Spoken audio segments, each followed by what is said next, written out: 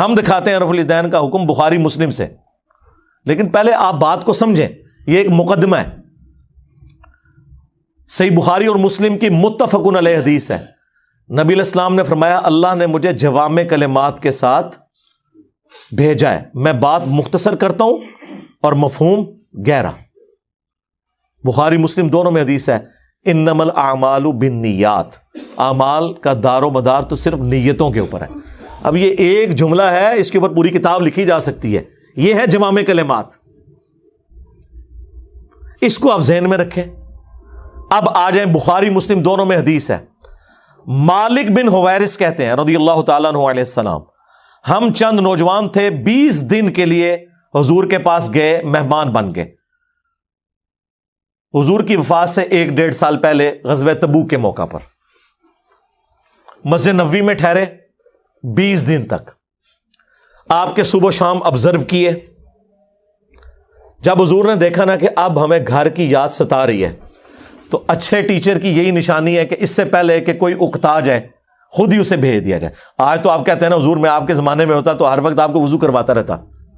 ایسا نہیں ہوتا، دنیا میں ایسے نہیں معاملات چلتے۔ تو وہ کہتے ہیں ہمیں اپنے ماں باپ یاد آنا شروع ہو گئے، تو حضور نے جب یہ دیکھا نا کہ اب یہ ان کا انٹرسٹ لوز ہو رہا ہے، تو آپ نے کہا کہ سب کو اکٹھا کر کے کہا کہ اب اپنے گاؤں ایریا میں واپس چلے جاؤ، جب جانا تو جب نماز کا ٹائم ہو تو تم نے مجھے 5 وقت نماز پڑھتے ہوئے دیکھا ہے، ان اوقات میں تم نے نماز پڑھنی ہے۔ ایک بندہ اذان دے گا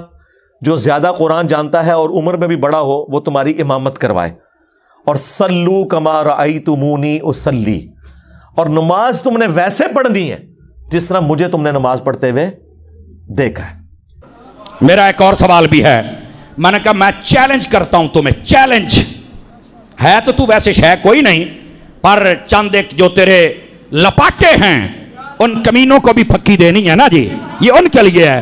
میں چیلنج کرتا ہوں، ادھر دیکھ، رفع یدین ہم بھی کرتے ہیں، ایسے کیا اور ہاتھ باندھ لیے بس،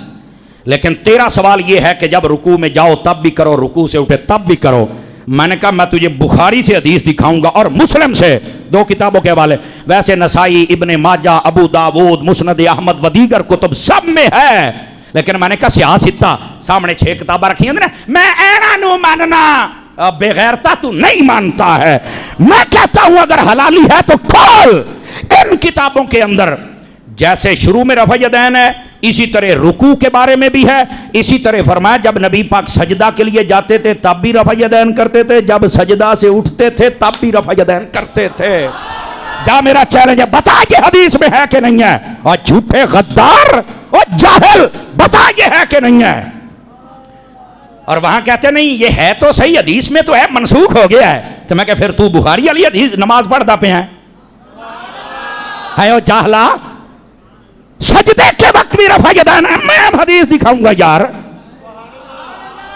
مسلم میں بھی ہے بھائی، باقی ساری کتب میں تو ہے ہی ہے، تو کیا مسئلہ ہے کہ رکوع کے وقت رفع یدین کو لے کر طوفان کھڑا کر دیا جائے؟ رفع یدین پہلے تو یہ بتانا۔